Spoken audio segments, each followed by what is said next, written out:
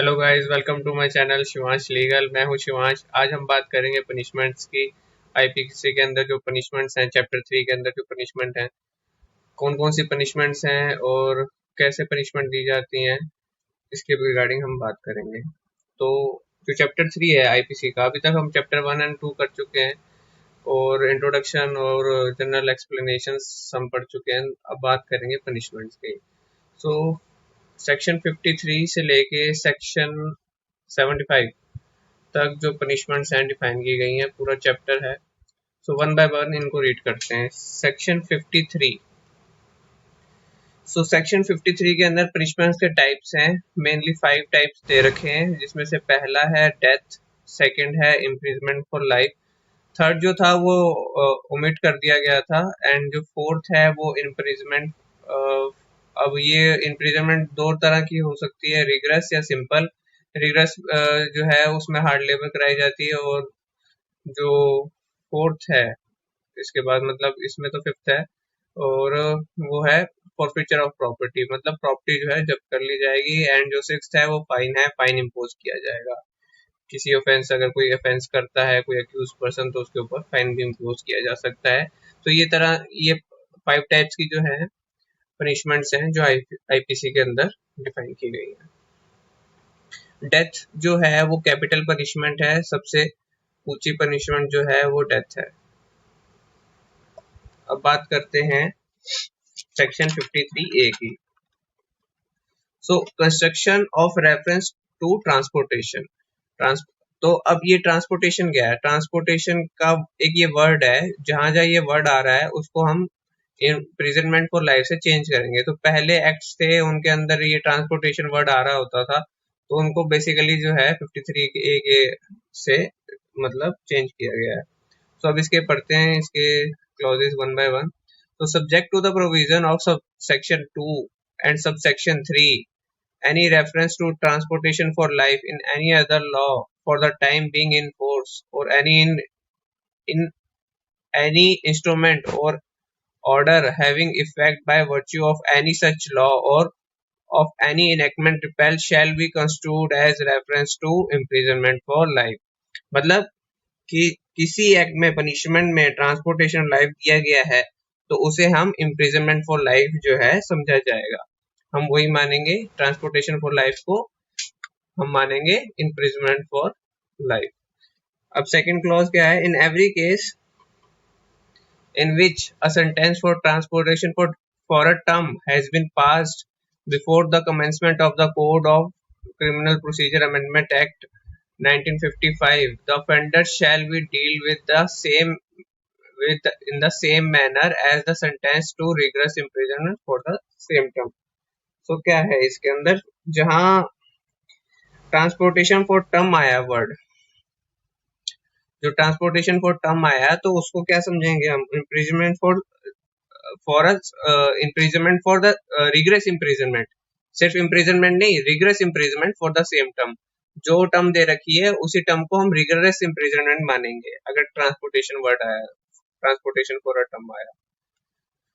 और अब थर्ड है इसके अंदर, any reference to transportation for the term और to transportation of any shorter term, तो उसको क्या मानेंगे? उसको हम क्या मानेंगे? ओमिटेड मानेंगे। In any other law for the time being in force shall be deemed to have been omitted. उसको यही समझेंगे कि वो हट गया है, ओमिटेड हो गया है। फिर अब क्लॉज 4 है, any reference to transportation in any other for the time being in force शैल।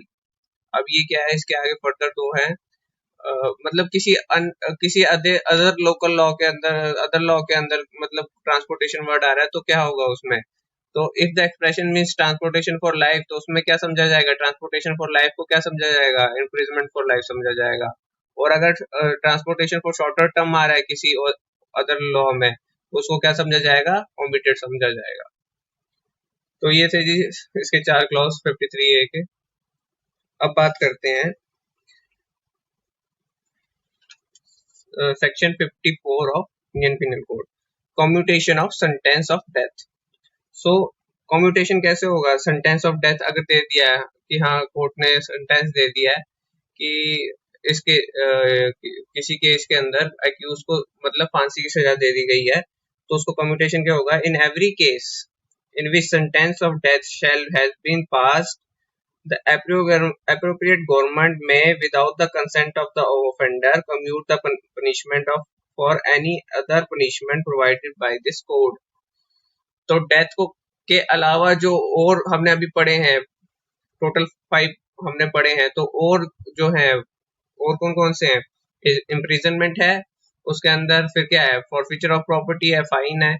तो उसके अलावा अगर डेथ के सेंटेंस के अलावा अगर लगता है अप्रोप्रिएट गवर्नमेंट को, तो वो जो है उसको जो है लाइफ इम्प्रिजनमेंट की सजा जो है से बदली जा सकती है फांसी की सजा, अगर उसने दया याचिका लगाई है अप्रोप्रिएट गवर्नमेंट के आगे। देन अब इसके बाद बात करते हैं section 55 commutation of sentence of imprisonment of for life. अब बात है कि कुछ एक्यूज जो कुछ केसेस में एक्यूज को इम्प्रिजनमेंट फॉर लाइफ दे दी जाती है, डेथ सेंटेंस नहीं दिया जाता, तो उसको कम करवाने के लिए क्या कर सकते हैं, उसको कम कैसे करवाएंगे, तो वो सेक्शन ये बता रहा है, section 55 of Indian penal code. In every case in which sentence of imprisonment for life shall have been passed, the appropriate government may, without the consent of the offender, commute the punishment for the imprisonment of either description for the term not exceeding 14 years. अब देखो जी, दो case हैं, एक है dowry death और एक है जी rape का केस। तो इनके अंदर दोनों के अंदर ही क्या है पनिशमेंट, अगर हम इन दोनों की देखें तो इन दोनों की पनिशमेंट जो दे रखी है वो उसमें ये लिखा हुआ है कि एक जो है अपना पनिशमेंट डाउरी डेथ की जो है minimum not less than 7 years है, ठीक है।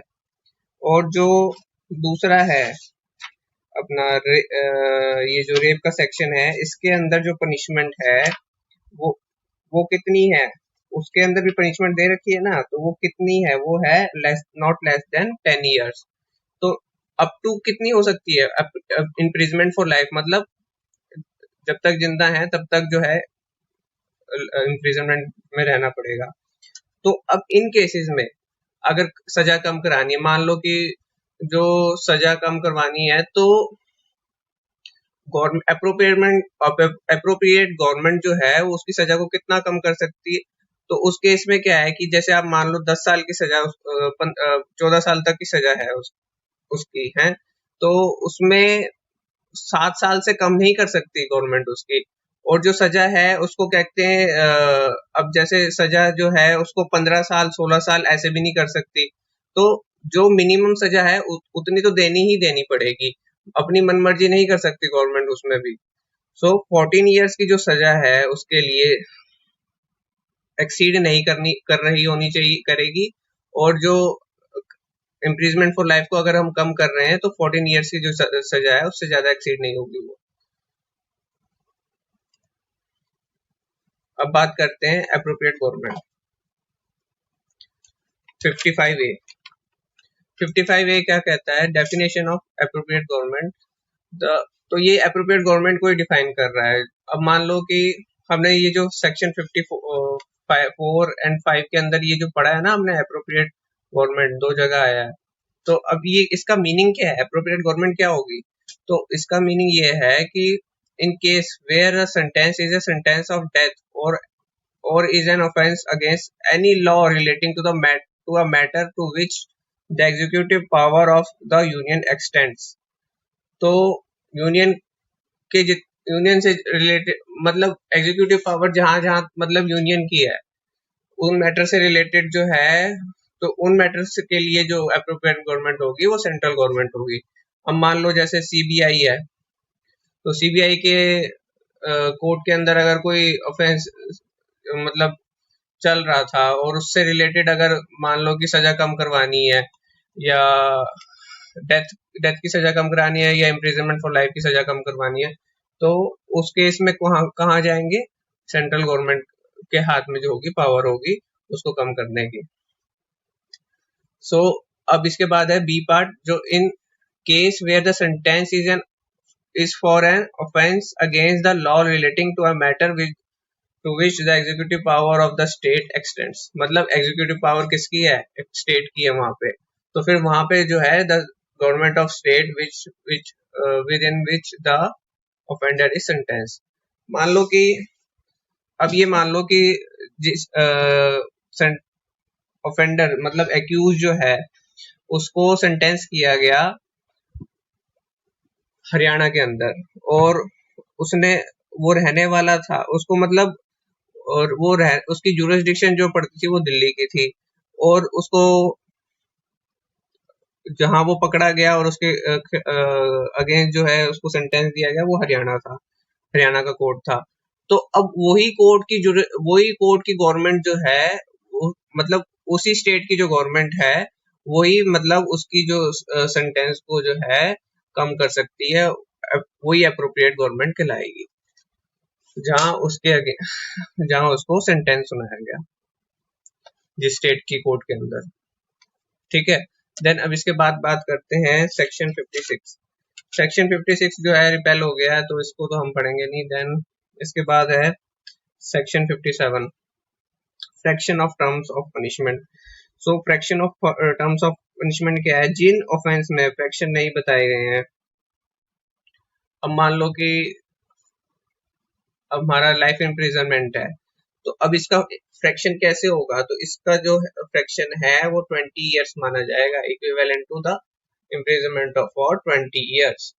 तो ये मतलब जैसे हमें अब ये मतलब नहीं है कि अब किसी केस में अगर फ्रैक्शन करना है मान लो लाइफ इम्प्रिजनमेंट का, तो उस केस के लिए है कि इसका इतना फ्रैक्शन जो है मतलब 20 इयर्स जो है इसका फ्रैक्शन है equivalent to the imprisonment for 20 years. उसको जो है अगर उसने किसी ने 20 साल भी काट लिए सजा तो उसको जो है समझा जाएगा, बट ये नहीं मान लिया जाएगा कि 20 साल ही जो है लाइफ इम्प्रिजनमेंट है, ये भी नहीं माना जाएगा, उसका फ्रैक्शन है ये सिर्फ. अब बात करते हैं सेक्शन 58 और 9 जो है वो रिपेल हो चुका है. सो अब बात करेंगे सेक्शन 60 की. So sentence may be in certain cases of imprisonment wholly or partly rigorous or simple. अब कुछ केस होते हैं जैसे उनमें जो सजा जो है मिला के दी जाती है, आधी सजा जो होगी वो कहते हैं रिगरस होगी और आधी जो होगी सिंपल होगी. तो रिगरस के अंदर क्या आता है? रिगरस के अंदर आता है हार्ड लेबर करवाते हैं. अब हार्ड लेबर को तो डिफाइन कर नहीं रखा कहीं आईपीसी के अंदर, एक्सप्लेनेशन भी हम पढ़ चुके हैं पर उसमें नहीं दे रखा. हार्ड लेबर क्या हो सकती है? हार्ड लेबर मतलब कोई ऐसा मतलब लकड़ी का काम करवा रहे हैं, लकड़ी की कोई चेयर बनवा रहे हैं, या ये मान लो आटा चक्की पिसवा रहे हैं, तो ये हार्ड लेबर है. और सिंपल क्या है? सिंपल मतलब जो बिल्कुल मतलब जेल के अंदर रहेगा, खाएगा और शाम को बाहर आएगा, मतलब ये सब सिंपल ही होता है, उसमें कोई काम वगैरह नहीं कराते ज्यादा. तो इन every case in which N offender is punishable with the imprisonment which may be of either description, it shall be competent to the court which sentences such offender to direct in the sentence that such imprisonment shall be wholly rigorous, or that such imprisonment shall be wholly simple, or that any part of imprisonment shall be rigorous or the rest simple. So क्या है अब ये क्या कहना चाह रहे हैं यहाँ पे? जहां इम्प्रिजमेंट रिग्रेस है तो वहां काम कराया जाएगा, सिंपल में कोई काम नहीं कराएंगे. थर्ड ऑप्शन है ये है कि कुछ साल रिग्रेस होगी और कुछ साल सिंपल होगी. और लाइफ इम्प्रिजनमेंट जो होती है उसमें रिग्रेस ही होती है, बात इतनी है. और ये बात जो है लाइफ इम्प्रिजनमेंट पर लागू नहीं होती है. देन अब इसके बाद बात करते हैं सेक्शन 63 की. 61 एंड 62 भी रिपेल्ड है, तो अब हम सीधा उसी को देखेंगे. Amount of fine. अमाउंट कितना होगा? Where no sum is express to which a fine may extend, the amount of fine to which the offender is liable is unlimited but shall not be excessive. अब देखो जी, जहाँ पे fine जो है mention नहीं कर रखा किसी ऑफेंस के लिए, तो कोर्ट अपने हिसाब से लगा सकती है, उसको डिस्क्रिशन है।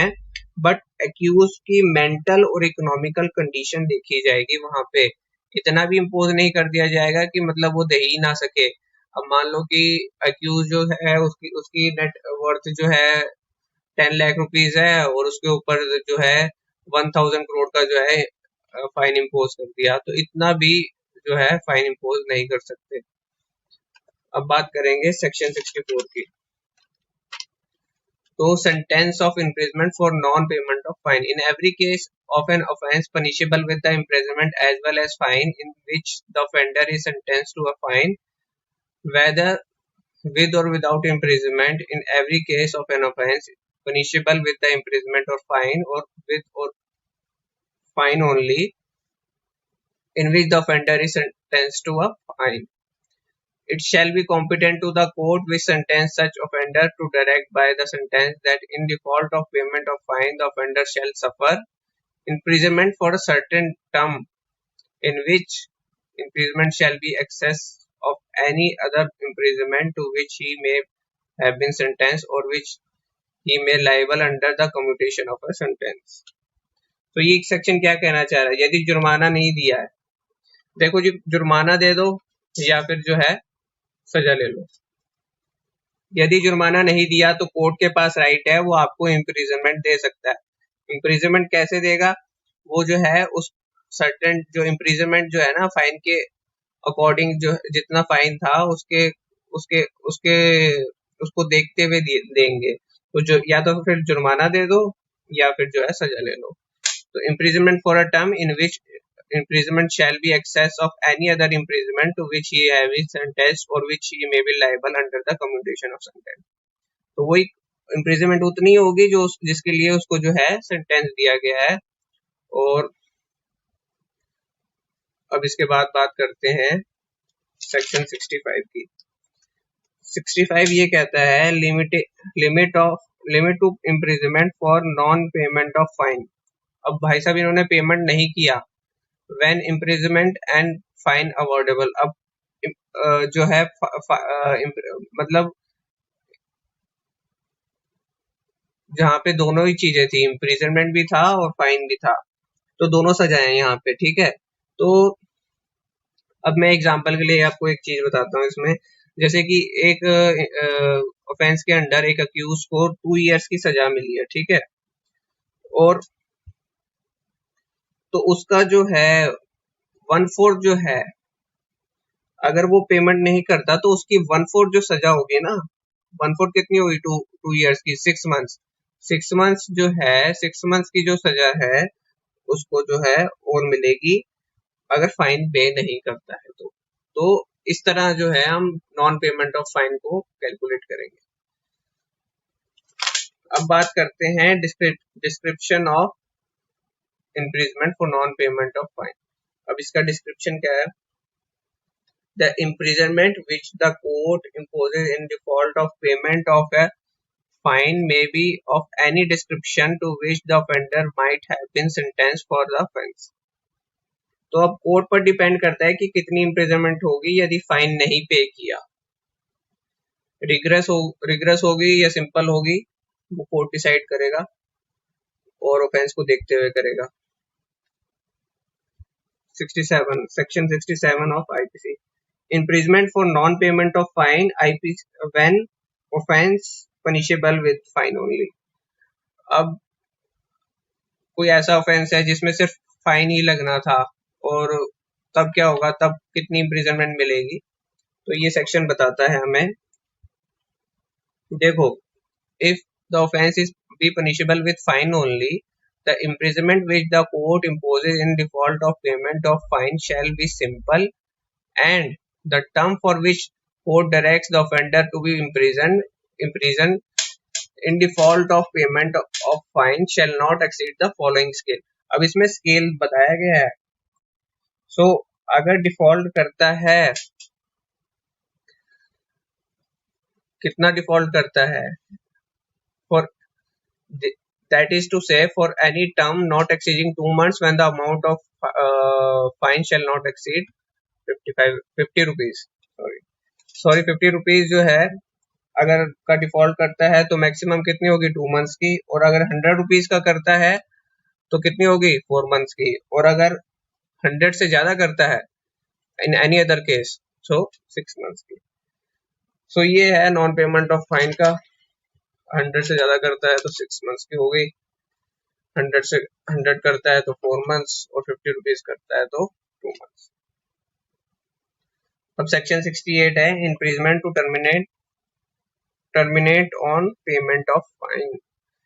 अब इम्प्रिजमेंट कब खत्म होगी? अगर पेमेंट कर देता है फाइन का तो खत्म हो जाएगी, साफ सीधी बात है।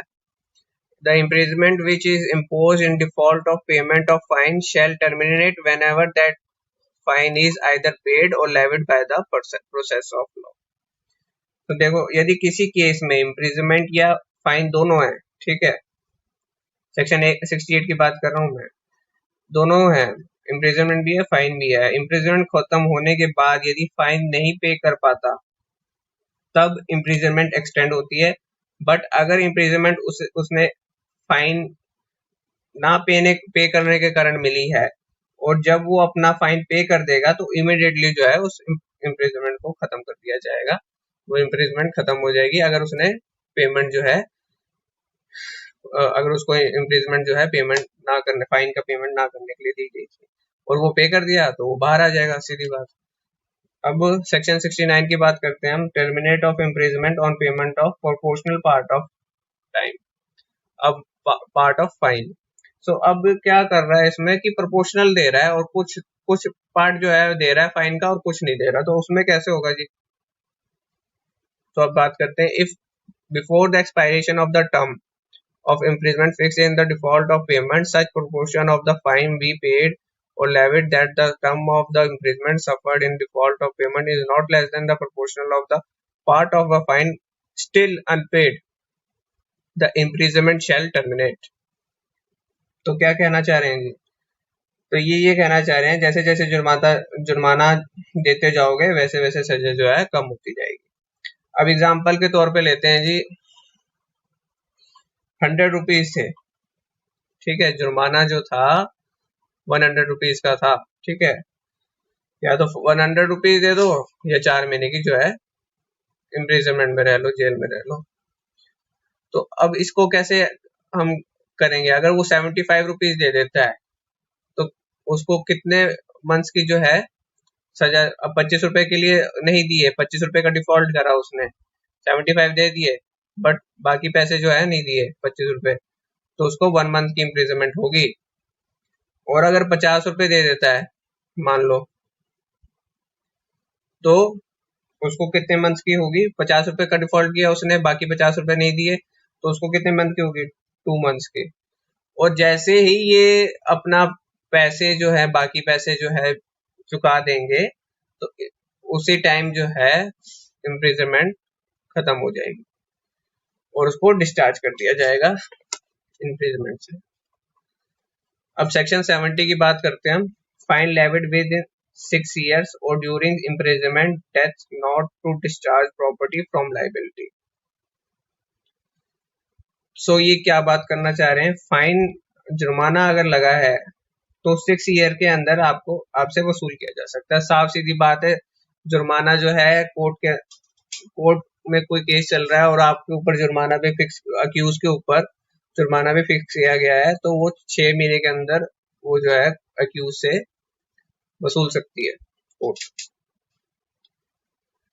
The fine or any part thereof which remains unpaid may be levied at any time within 6 years after the passing of the sentence, and if under the sentence the offender be liable to imprisonment for longer period than 6 years, that at any time previous to the expiration of that period, and the death of the offender does not discharge from the liability any property which would after his death be legally liable for his debts। So ये कहना चाह रहे हैं कि सीधी बात है कि 6 साल के अंदर जो है अगर उसके ऊपर कोई केस चल रहा है और वो जो है सजा काट रहा है, तो 6 साल के अंदर जो है कोर्ट उससे वसूल कर सकती है अपना जुर्म फाइन। और जो फाइन है, अगर उसकी डेथ हो गई, अपराधी की मृत्यु हो गई, तो उसकी प्रॉपर्टी को, जो उसकी लीगली प्रॉपर्टी है, जो लीगली उसकी थी, तो उसको बेचकर उसको वसूल कर लिया जाएगा। और बात यह है कि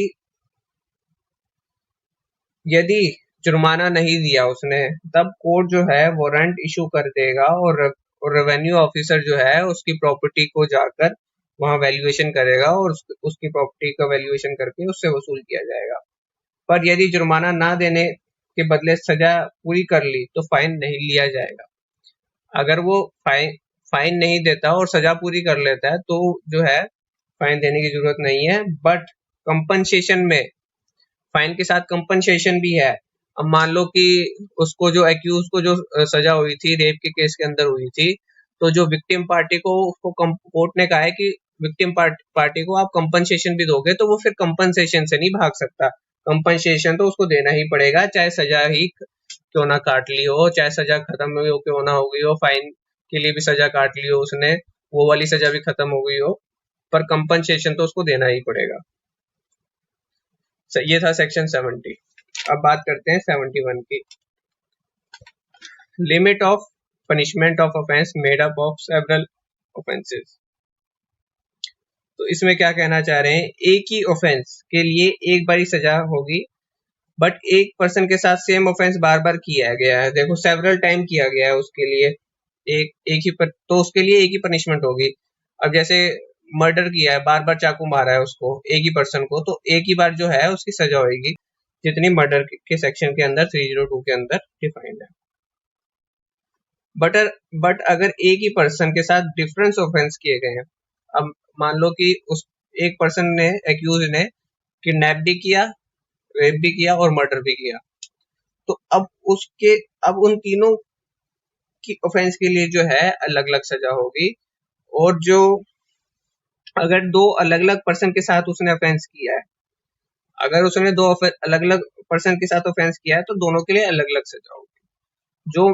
जो मैक्सिमम सजा जो उसको होगी ना, अब जैसे किडनैप भी किया है, रेप भी किया है और मर्डर भी किया है, तो जो मैक्सिमम सजा बनती है वो उसको मिलेगी। Where anything which an offense is made up of parts, any of which parts is itself an offense, the offender shall not be punished with the punishment of more than one of such his offenses unless it be so expressly provided। तो वही ये कहना चाह रहे हैं कि एक ही punishment, एक ही जो उसने किया है उसको मतलब पार्ट्स के अंदर किया गया है, एक ही ऑफेंस को कंस्टिट्यूट करने के लिए पार्ट्स में उसने कंस्टिट्यूट किया है, तो उसके लिए जो है पनिशमेंट जो है एक ही होगी।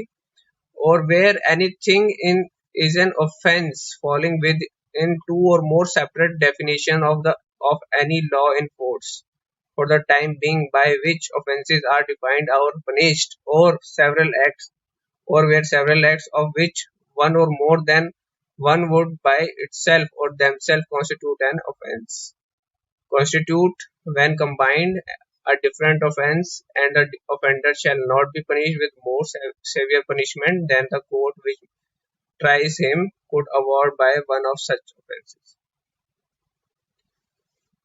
So ये यही कहना चाह रहा है कि जो उसको पनिशमेंट होएगी ना, जो पनिशमेंट अगर उसने रेप भी किया, किडनैप भी किया, मर्डर भी किया, तो जो उसको हायर पनिशमेंट जो मिलनी चाहिए वो मिलेगी फिर उस केस में। अब इसको देखते हैं इलस्ट्रेशन से। A gives Z 50 strokes with a stick. अब ये एक इलस्ट्रेशन है, इसके अंदर बता रखा है कि ए जो है वो जेड को जो है 50 टाइम्स जो है स्टिक से मारता है। तो अब इसके लिए क्या 50 टाइम्स उसको क्या 50, अब हर मतलब 50 टाइम उसने मारा, तो उसने क्या किया, ऑफेंस किया। ऑफेंस कौन सा किया, voluntary causing hurt to Z. अब वो जो सेक्शन है वॉलंटरी कॉजिंग हर्ट्स, उसके अंदर ये डिफाइन कर रखा है जो उसकी पनिशमेंट होगी 1 साल होगी। अब क्या 50 बारी मारने के लिए 50 साल की सजा होगी? सो तो आंसर है इसका नो। उसको जो सजा होगी वो सिर्फ 1 साल की ही होगी, क्योंकि उसने सेम पर्सन को मारा है। बट अब इसमें सेकंड जो है इलस्ट्रेशन वो देखो, अगर ए जो है जेड को भी मारता है और उसके बाद वाई अगर बचाने आता है तो उसको भी जो है मारता है। सो ए ने क्या किया, voluntary cause hurt to Z तो किया ही किया, उसके लिए तो मिलेगी ही मिलेगी, और जो वाई को मारा है उसके लिए अलग सजा मिलेगी उसको। तो अब जो है सजा को मिला के दिया जाएगा, अलग अलग सजा जो है उसको कंबाइन करके दिया जाएगा। सो ये था जी 71। अब बात करते हैं 72 की। Punishment of person guilty of one of several offences, the judgment stating that it is doubtful of which। तो जब जज को डाउट हो जाए कि कौन सा सेक्शन लगेगा, तब सजा उसी की मिलेगी जिस ऑफेंस की सजा कम है। तो जिसकी लोएस्ट है ना पनिशमेंट, वो अगर मान लो कि कल्पेबल होमिसाइड और मर्डर में जो है जज कंफ्यूज हो गया, सेक्शन 299 एंड 300 के अंदर जज जो है कंफ्यूज है और उसको लग रहा है अब मैं कौन सा जो है पनिशमेंट दूं, तो फिर वो जो लोएस्ट है उसके अंडर जो है पनिशमेंट देगा। 299 के अंदर जो पनिशमेंट बनती है वो मिलेगी। In all cases in which judgment is given that a person is guilty of one of several offences specified in the judgment, but that is doubtful of which the offence he is guilty, the offender shall be punished for the offence for which the lowest punishment is provided in the same punishment is not provided for all। So ये clear है। तो जहां lowest होगी बस वही मिलेगी। और इसके बाद है सॉलिटरी कंफाइनमेंट, सेक्शन 73। काल खोटरी की सजा, अलोन जो है जेल के अंदर रखा जाता है इसके अंदर। तो ये क्या है, एक ये अप्लाई होती है सिर्फ रिगरस इम्प्रिजनमेंट में, सिंपल इम्प्रिजनमेंट में नहीं, रिगरस इम्प्रिजनमेंट में। तो इसका टाइम क्या होता है, 6 जो not exceeding 3 months in whole according to the following scale. तो अब पहले इसको रीड आउट ही करते हैं सीधा। Whenever any person is convicted an offence for which under this code the court has power to sentence him to rigorous imprisonment, the court may by its sentence order that the offender shall be kept in solitary confinement for any portion or portions of the imprisonment to which he is sentenced not exceeding 3 months। पूरा जो है 3 months से ज्यादा तो दे ही नहीं सकते। और according to the following scale, ये इसमें भी जो है स्केल फॉलो करना होगा। That is to say a time not exceeding 1 month in the term of imprisonment shall not exceed 6 months। अगर 6 months की जो है टोटल जो है दे रखी है कंफाइनमेंट, तो रिगरस कंफाइनमेंट दे रखी है, तो उसमें से सिर्फ 1 month ही जो है ना सॉलिटरी कंफाइनमेंट के अंदर रखा जाएगा। और अब दूसरे में क्या बात कर रहे हैं, दूसरे में ये कह रहे हैं कि 2 months तक रखा जा सकता है अगर जो रिगरस इम्प्रिजनमेंट है उसकी 1 year है। और तीसरा ये है कि 3 months रख सकते हैं अगर 1 साल से ज्यादा की सजा जो है उसको दी जा रही है। तो टोटल 3 months है, इससे ज्यादा नहीं है रिगरस इम्प्रिजनमेंट, ये सॉलिटरी कंफाइनमेंट। अब इसका लिमिट ऑफ सॉलिटरी कंफाइनमेंट, तो इसके ऊपर ये जो सजा है बेसिकली आप देख रहे होगे इन पिक्चर्स के अंदर, तो इसके अंदर आदमी की मानसिक हालत इतनी खराब हो सकती है कि वो पागल भी हो सकता है और उसकी डेथ भी हो सकती है। अकेलापन इतना आदमी को खत्म कर देता है अंदर से, तो उसको पूरे एक बंद कमरे के अंदर रखा जाता है जहां सब कुछ बस वहीं खाना है, वहीं बस मतलब वहीं रहना है। तो ऐसा इस तरह की ये जो सॉलिटरी कंफाइनमेंट होती है मतलब दिमाग पे इफेक्ट कर सकती है, तो इसलिए कुछ लिमिट्स लगाई गई हैं जो सेक्शन 74 के अंदर है। सो 74 क्या कहता है, यदि सॉलिटरी कंफाइनमेंट मिली है तब 14 दिन से ज्यादा एक्सीड नहीं करेगी एक बारी के अंदर। इंटरवल जो होगी 14 दिन से ज्यादा की नहीं होगी, मतलब एक साथ जो है 14 दिन के लिए दे सकते, इससे ज्यादा नहीं दे सकते। और 7 दिन से कम भी नहीं कर सकते। 7 days से लेके 14 days के बीच में जो है इसका टाइम है इंटरवल का। और जैसे अब आप मान लो कि 7 days अगर सॉलिटरी कंफाइनमेंट दे रखी है, एक पूरे अलग कमरे में रखा हुआ है उसको, तो एक्यूज को, तो जो नेक्स्ट 7 days है फिर वो अलग सॉलिटरी कंफाइनमेंट में नहीं जाएगा, वो दूसरी जेल में ट्रांसफर कर दिया जाएगा।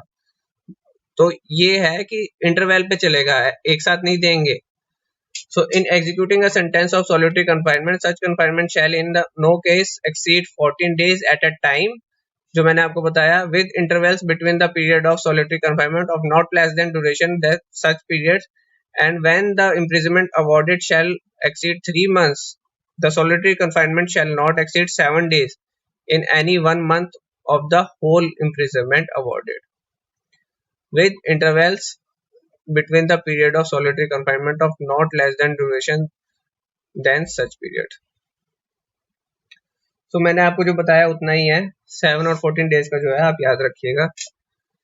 अब है last section of this chapter, section 75, enhance punishment for certain offences under chapter 12। Chapter 12 के अंदर आते हैं सेक्शन 230 से लेके 263A तक, और चैप्टर 17 उसके अंदर आता है 378 से लेके 462 तक, आफ्टर प्रीवियस कन्विक्शन। सो ये जो सेक्शंस हैं बेसिकली जो डील करते हैं गवर्नमेंट स्टैम्प और कॉइन से के जो सेक्शन है उससे रिलेटेड कोई ऑफेंस है, और प्रॉपर्टी के अगेंस्ट कोई ऑफेंस होता है तो उसमें पनिशमेंट का बता रखा है, एनहांस पनिशमेंट का बता रखा है। अगर जो है जिस किसी केस में 3 साल की सजा मिल गई है, मतलब इन जो चैप्टर्स के अंदर डिफाइंड है उसके अंदर अगर कोई क्राइम करता है तो 3 इयर्स की वो उसको मिल चुकी है एक्यूज को, और उसके बाद वो दोबारा करता है तो उसको कितनी सजा हो सकती है, या तो 10 साल तक की सजा हो सकती है या इम्प्रिजनमेंट फॉर लाइफ हो सकती है। सो बस इतना ही है इसके अंदर कि अगर इन चैप्टर्स के अंदर अगर कोई करता है, जैसे ये जो कॉइन से रिलेटेड है, और मैं आपको बता देता हूँ एक बारी, कॉइन हो गया, गवर्नमेंट स्टैम्प हो गया, और चैप्टर 17 के अंदर आता है थेफ्ट आ गया, एक्सटॉर्शन आ गया, और रॉबरी हो गया, और क्रिमिनल ब्रीच ऑफ ट्रस्ट हो गया, स्टोलन प्रॉपर्टी हो गया, चीटिंग, मिसचीफ, और अगर बात करें क्रिमिनल ट्रेसपास के भी काफी आगे सेक्शंस हैं, तो उसके अंदर अगर वो कुछ मतलब कर रहा है और उसको अंदर उसको 3 साल की सजा मिल चुकी है, और इससे 3 साल या 3 साल से ज्यादा की सजा मिल चुकी है, तो और दोबारा अगर वो ऐसा पकड़ा जाता है, shall be guilty of any offence punishable under this chapters, तो उसको जो है इम्प्रिजनमेंट कैसी मिल सकती है, इम्प्रिजनमेंट अप टू मिल सकती है लाइफ और 10 साल तक की सजा। सो ये सर थे आपके सेक्शन सारे, मैंने बताए आपको अप टू 75। तो हमने पढ़ा पनिशमेंट, कंस्ट्रक्शन 2 और रेफरेंस ऑफ ट्रांसपोर्टेशन को हमने देखा कैसे वो ट्रांसपोर्टेशन जो है इम्प्रिजनमेंट फॉर लाइफ से जो है अमेंड हुआ है, मतलब उसमें ट्रांसपोर्टेशन की जगह इम्प्रिजनमेंट आ गया है। और commutation of sentence of death, commutation of sentence of imprisonment of for life कौन करेगा, अप्रोप्रिएट गवर्नमेंट करेगी। Fraction of terms of punishment, अगर 20 साल की अगर कोई लाइफ इन 20 साल की अगर इम्प्रिजनमेंट है तो वो भी जो है लाइफ इम्प्रिजनमेंट मानी जाएगी, फ्रैक्शन है उसका। और सेंटेंस में भी होली और पार्टली रिग्रेस, तो होली और पार्टली जो है कैसे होगी, एंड अमाउंट ऑफ फाइन जो है वो कितना होगा, अमाउंट आगे सारे अमाउंट के जो हमने पढ़े हैं कि अमाउंट कैसे कैसे, अगर sentence of imprisonment for not payment of fine भी दिया जा सकता है, limit of for non payment of fine, description of imprisonment for non payment of fine. तो ये हम चीजें हमने पढ़ी हैं आज के इस लेक्चर में। आपको लेक्चर अच्छा लगा हो इसके ऊपर तो प्लीज वीडियो को लाइक जरूर करिएगा। Till then thank you, and मेरे साथ बने रहिएगा आगे भी।